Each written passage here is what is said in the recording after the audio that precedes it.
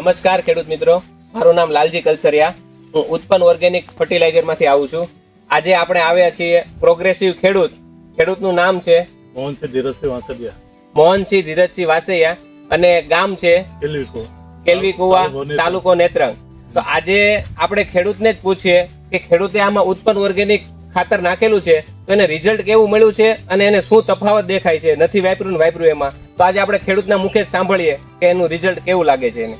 બીજી શેરડી કરતા આ શેરડીની ગ્રીનરી સારી છે, ફૂટ સારી છે, હાઈટ સારી છે, વત્તા જે પાનનો જે એનો જે જાડાઈ છે એ વધારે છે. તેને લીધે શેરડીનું પોષણ સારું છે. સરસ.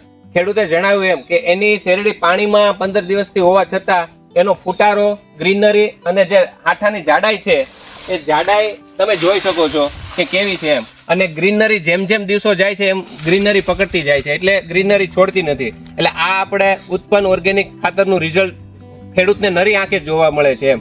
એટલે તો તમે ખેડૂતને શું ભલામણ કરશો?